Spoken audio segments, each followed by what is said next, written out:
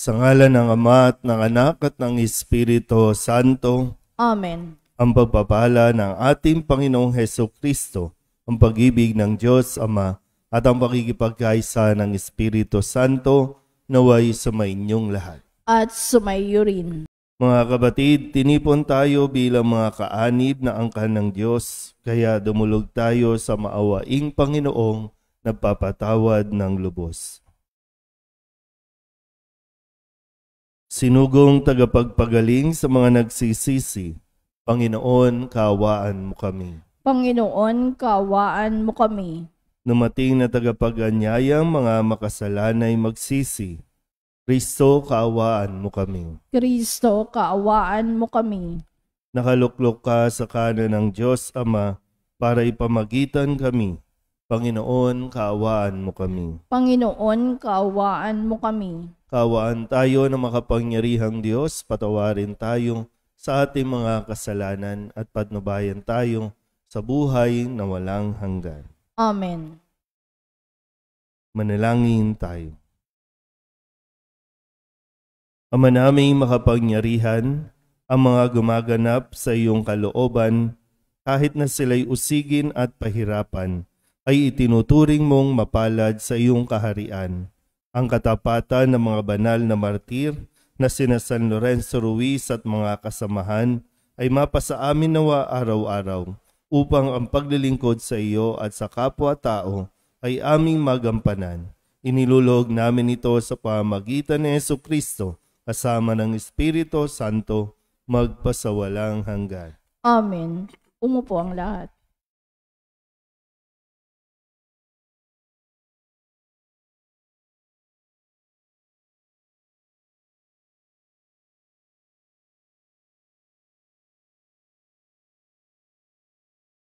Ang simula ng aklat ni Propeta Ageo.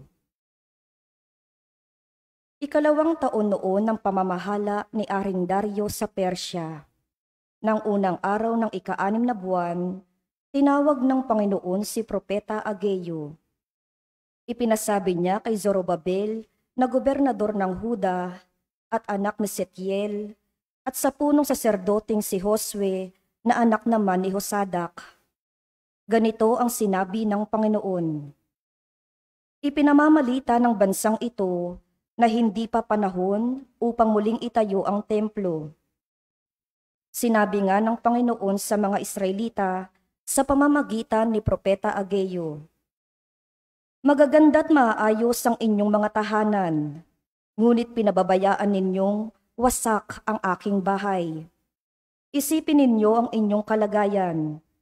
Marami ang inyong inihahasik, ngunit kakaunti ang inaani. Kumakain nga kayo, ngunit hindi nabubusog. Umiinom kayo, ngunit hindi nasisiyahan.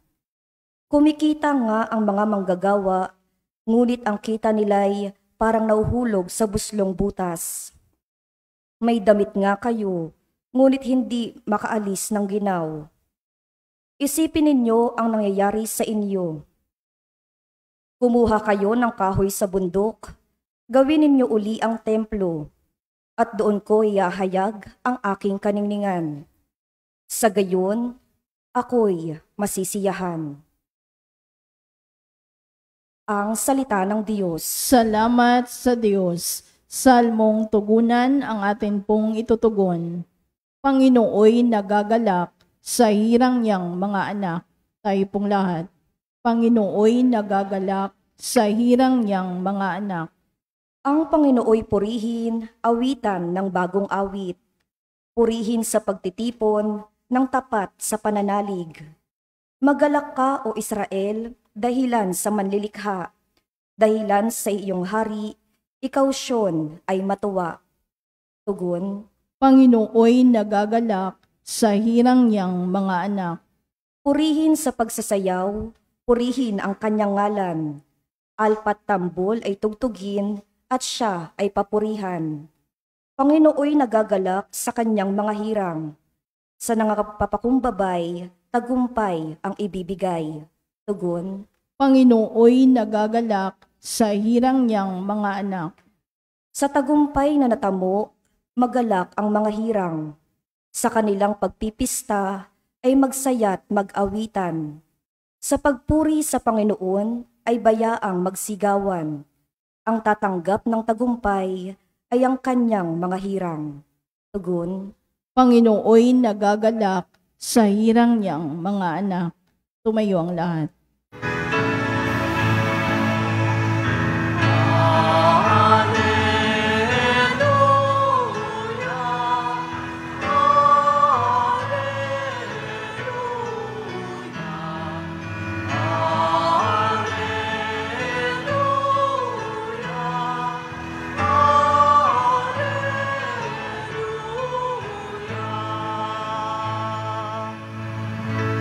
Sa daigdig ay laganap,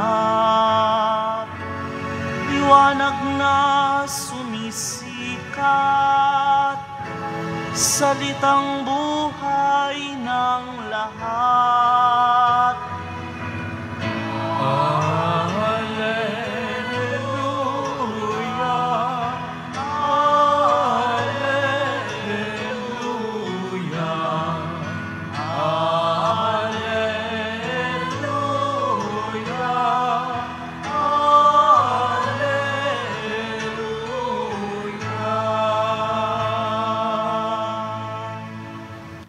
Sumainyo ang Panginoon. At sumayo rin. Ang mabuting balita ng Panginoon ayon kay San Lucas. Papuri sa iyo, Panginoon. Noong panahong iyon, nabalitaan ni Herodes na tetrarka ng Galilea ang lahat ng ginagawa ni Jesus. Nagulo ang kanyang isip, sapagkat may nagsasabing muling binuhay si Juan Bautista. May nagsasabi namang lumitaw si Elias at may nagsasabi pang muling nabuhay ang isa sa mga propeta noong una. Kaya't ang sabi ni Herodes, pinapugutan ko si Juan, ngunit sino ang nababalitang ito? Marami akong naririnig tungkol sa kanya at pinagsikapan niyang makita si Jesus. Ang mabuting balita ng Panginoon. Pinupuri ka namin, Panginoong Hesukristo. Umupo ang lahat. Isang mapagpalang umaga po sa inyong lahat. Sa kwento sa ating mabuting balita ngayong araw na ito, kung saan nagbabalik sa isipan ni Herodes na tetrarka ng Galilea ang kanya pong mga ginawa, mga desisyon ng kanya pong ipapatay si Juan Bautista. Sa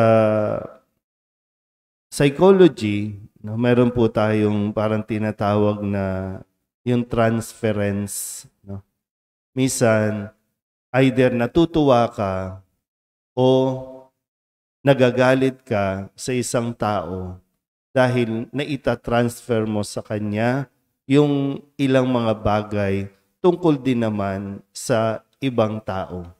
Kaya nga dito ang sabi, pinapatay niya na si Juan Bautista, pero bakit parang sino itong napapabalita na si Jesus na parang si Juan Bautista, parang si Elias, parang isa sa mga propeta? May mga bagay po talaga sa ating buhay na kahit itago pa natin, ay lalabas at lalabas ito. Lalo tigit kapag nakikita mo ang isang katangian, maganda man o hindi, doon sa ibang tao. Di ba, pag mayroon tayong mga karanasan na parang wala naman siyang ginagawa sa iyo, pero nagngingit-ngit at kumukulo ang dugo mo sa tuwing nakikita mo siya o kaya naririnig mo siya. Meron din namang tuwan-tuwa tayo na kinagigiliwan natin kasi nakikita natin sa kanya yung either itsura, ugali o kahawig nung taong kinagigiliwan mo din. Yun nga lang, kadalasan, ang mas pinagtutuunan natin ng pansin ay yung mga taong nagpapakulo ng dugo mo. Hindi mo nga lang maharap, Hindi mo nga lang makumpronta. Kahit ang sarili mo, hindi mo makumpronta.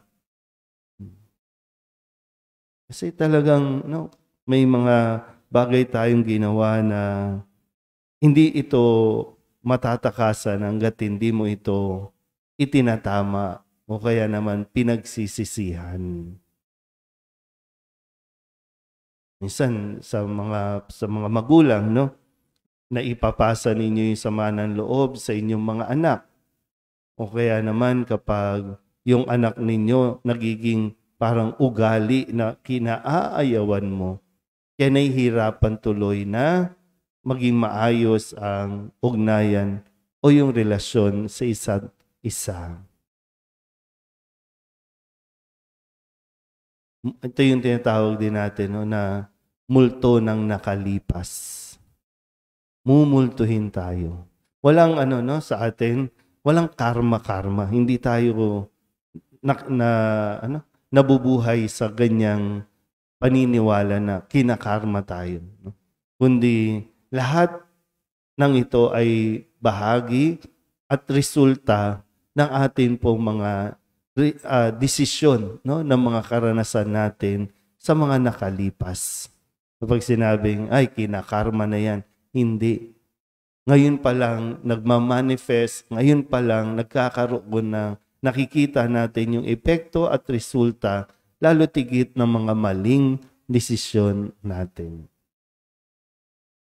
Ngayong araw na ito ay ginugunita natin ang kapistahan ni San Lorenzo Ruiz at ang iba pang mga kasamang naging martir.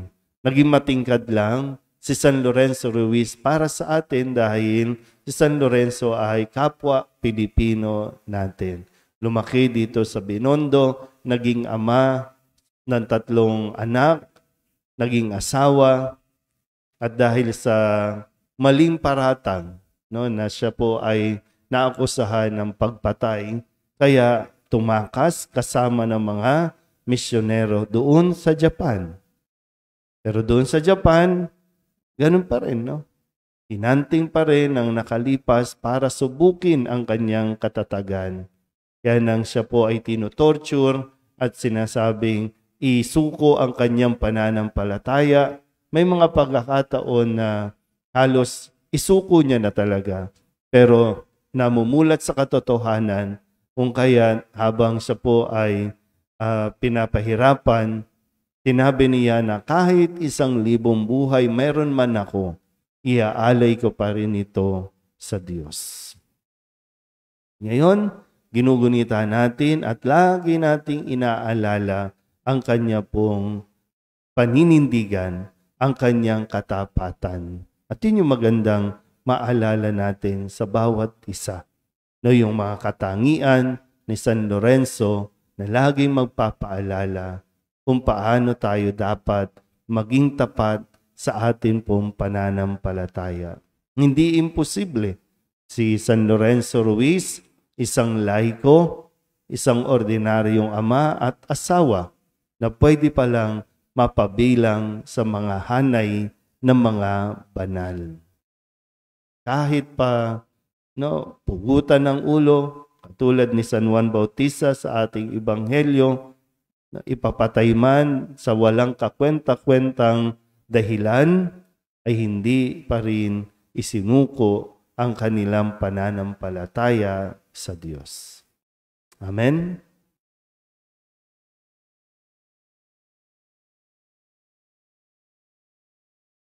Alam natin na napakaraming kasamaan sa mundo sa pamamagitan ng kamatayan at muling pagkabuhay, nagapi ni Jesus ang kasamaan.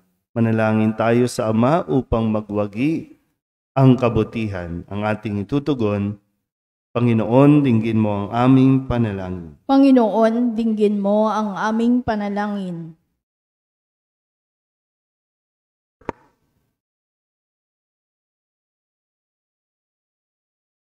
Ang simbahang naglalakbay, naway magbigay ng liwanag sa mga tao para baguhin ang kanilang pamumuhay sa pamamagitan ng tapat na pagsaksi kay Kristo sa kanilang salita at gawa. Manalangin tayo sa Panginoon. Panginoon, dinggin mo ang aming panalangin. Ang mga bansa naway isuko ang walang saysay na pagkakaroon ng makapangyarihan at mapanirang gamit pandigmaan.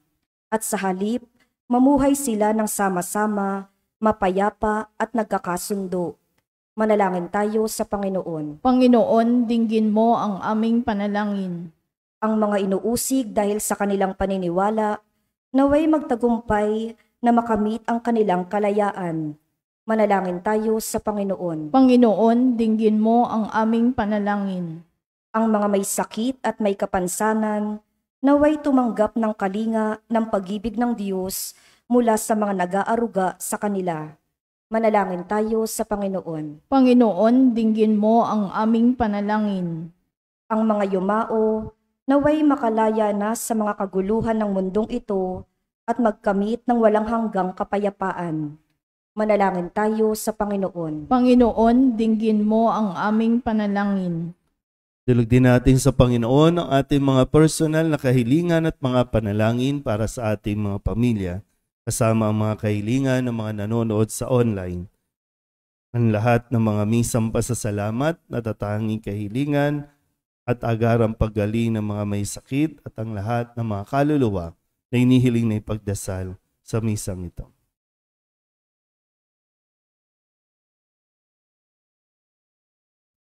Ang lahat ng ito inihiling namin sa ngalan ni Kristong aming Panginoon. Amen. Umupo ang lahat.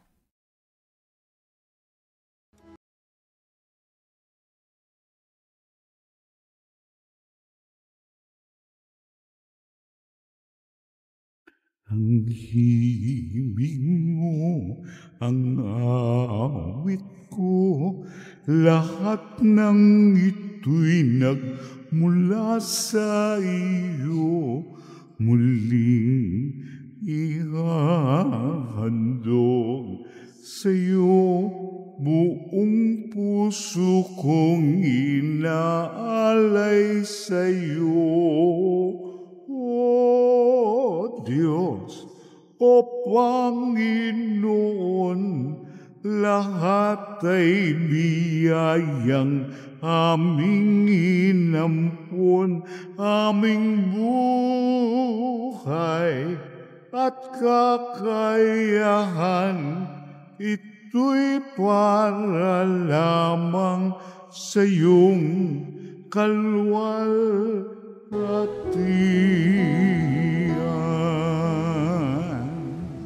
Manalangin kayo mga kapatid upang paghahain natin ay kalugdan ng Diyos amang makapangyarihan. Tanggapin nawa ng Panginoon itong paghahain sa iyong mga kamay, sa kapurihan niya at karangalan, sa ating kapakinabangan at sa buong sambayanan niyang banal. Ama naming lumikha, ang iyong pagkadakila sa mga banal na martir na sina Lorenzo Ruiz at mga kasamahan ay nagbubunsod sa aming mag-alay ng aming abang nakayanan.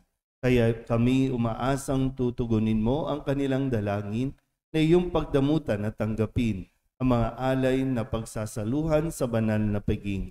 Iniluluhog namin ito sa pamagitan ni Jesucristo kasama ng Espiritu Santo magpasawalang hanggan. Amen. Sumainyo ang Panginoon. At sumayo rin. Itaas sa Diyos ang inyong puso at diwa. Itinaas na namin sa Panginoon. Pasalamatan natin ang Panginoong ating Diyos. Marapat na siya ay pasalamatan. Ama naming makapangyarihan, tunay ngang marapat na ikaw ay aming pasalamatan. Ngayong aming kagalakan na si San Lorenzo at ang mga kasama ay parangalan. Sila'y kapanalig naming may paninindigan na ikaw ay ipahayag kahit sila'y mamatay.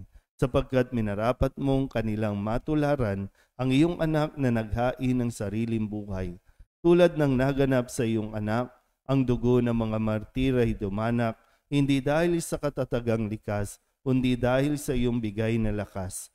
Kaya kaisa ng mga anghel ang sisiawin ng papuri sa iyo, nang walang humpay sa kalangitan, kami nagbubunyi sa iyong kadakilaan.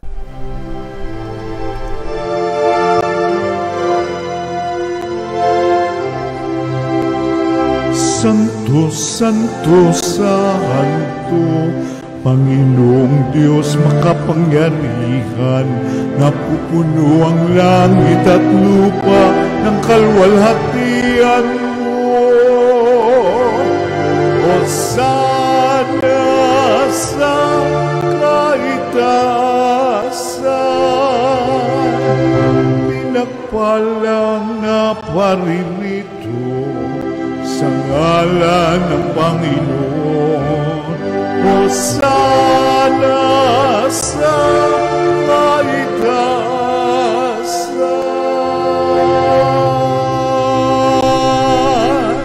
Ama naming banal, ikaw ang bukal ng tanang kabanalan.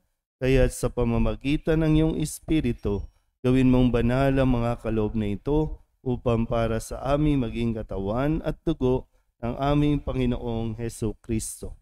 Bago niya pinagtisang kusang loob na maging handog, hinawakan niya ang tinapay, pinasalamatan kaniya, pinaghati-hati niya iyon, iniabot sa kanyang mga alagad at sinabi, "Tanggapin ninyong lahat ito at kanin. Ito ang aking katawan na ihahandog para sa inyo."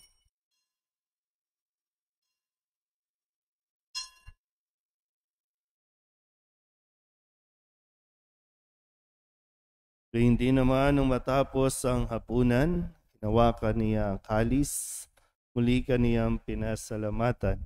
Iniabot niya ang kalis sa kanyang mga alagad at sinabi, "Tanggapin ninyong lahat ito at inumin. Ito ang kalis ng aking dugo, ng bago at walang hanggang tipan.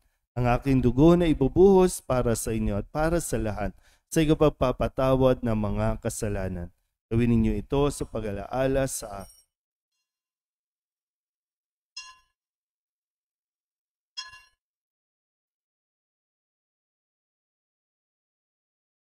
Ipagbunyi natin ang misteryo ng pananampalataya. Si Kristo'y namatay, si Kristo'y nabuhay, si Kristo'y babalik sa wakas ng panahon. Ama, ginagawa namin ngayon ang pag-alaala sa pagkamatay at muling pagkabuhay ng iyong anak. Kaya tiniaalay namin sa iyo ang tinapay na nagbibigay buhay at ang kalis na nagkakaloob ng kaligtasan. Kami napapasalamat dahil kami iyong minarapat na tumayo sa harap mo para maglingkod sa iyo. Isinasamo namin kami magsasalo-salo sa katawan at dugo ni Kristo ay mabuklod sa pagkakaisa sa pamamagitan ng Espiritu Santo. Ama, lingapin mo ang iyong simbahang laganap sa buong daigdig. Huspusin mo kami sa pag-ibig kay San Leon na aming Papa at ni Jose na aming Obispo at ng Tanang Kaparian.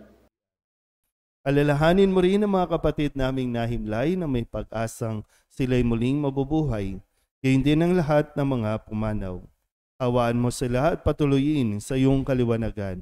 Hawaan mo at pagindapating kaming lahat na makasalo sa iyong buhay na walang wakas. Kay sana mahal na Birhen Maria na ina ng Diyos, ng kabiyak ng puso niyang sa San Jose. Kay sana mga apostol, ni San Lorenzo Ruiz at ng mga kasama at ang lahat ng mga banal na namuhay dito sa daigdig ng kalugod-lugod sa iyo. May pagdiwang nawa namin ang papupuri sa igararangal mo sa pamamagitan ng iyong anak na aming Panginoong Hesus Kristo. Sa pamamagitan ni Kristo, kasama niya at sa Kanya, ang lahat ng parangal at papuri ay sa iyo, Diyos amang makapangyarihan, kasama ng Espiritu Santo, magpasawalang hanggan. Amen. Amen. Amen.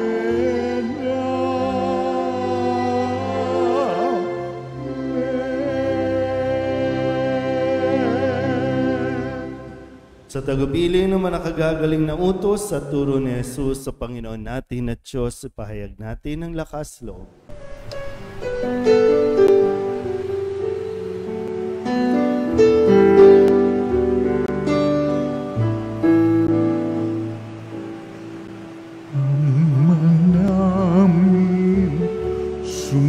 Sumasalang ka, sambahin ang ngalan mo,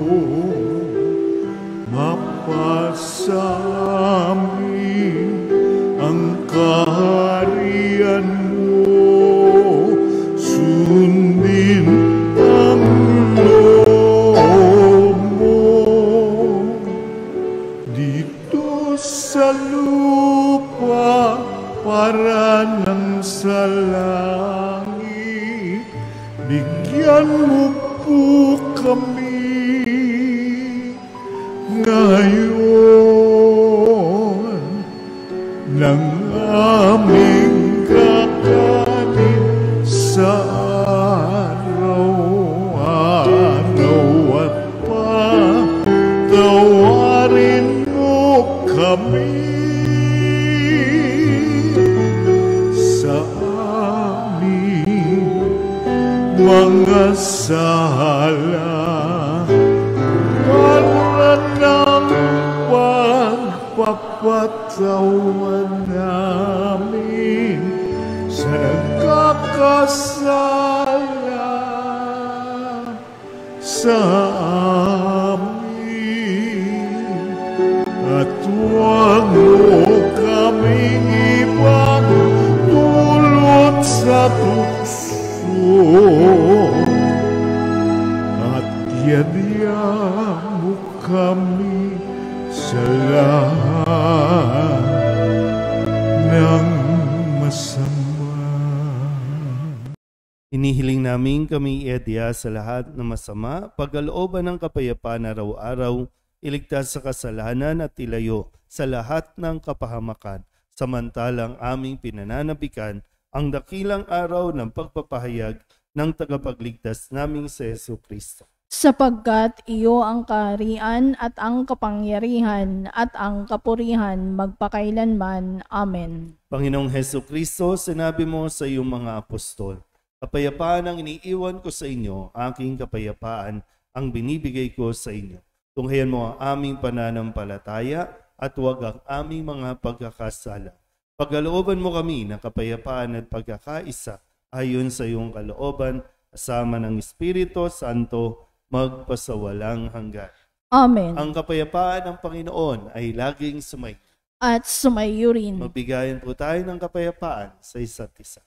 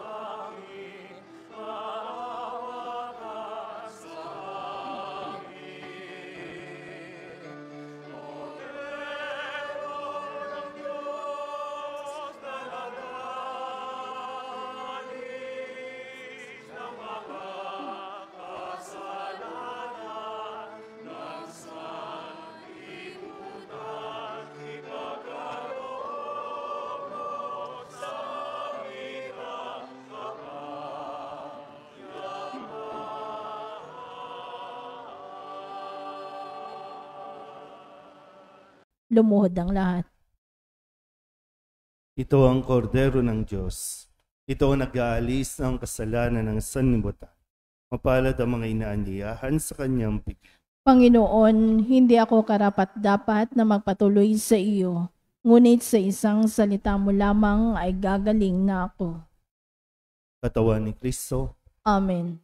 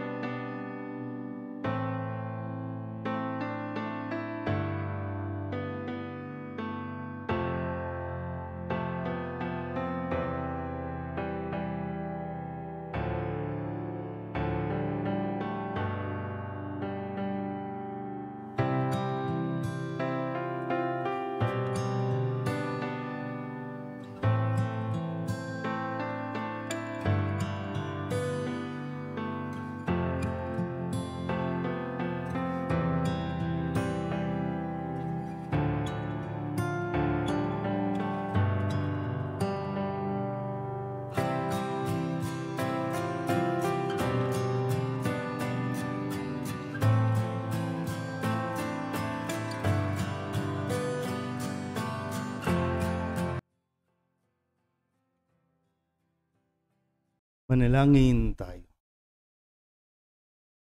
Ama naming mapagmahal, amin ang pinagsaluhan ang haing nagbibigay buhay.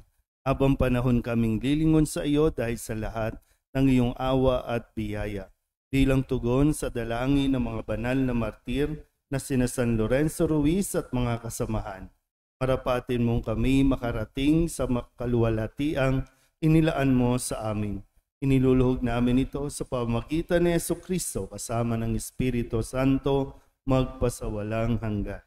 Amen. Sumainyo ang Panginoon. At sumaiyo rin. At pagpalain kayo ng makapangyarihang Diyos, Ama at Anak, Espiritu Santo. Amen. Tapos na ang banal na misa, humayo tayo sa kapayapaan ni Kristo. Salamat sa Diyos. Magandang umaga po. Magandang umaga po, Father.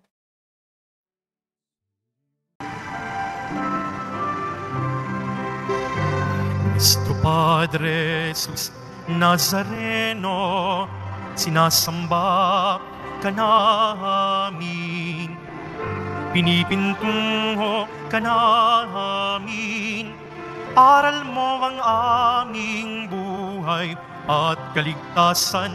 Cristo Padre Jesus Nazareno, iligtas mo kami sa kasalanan.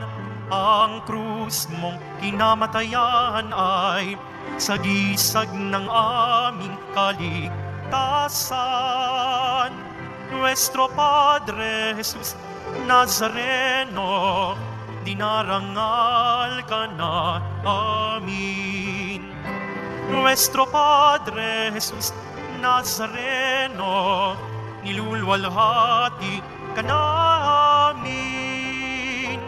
Nuestro Padre Jesus Nazareno, dinarangal ka na amin.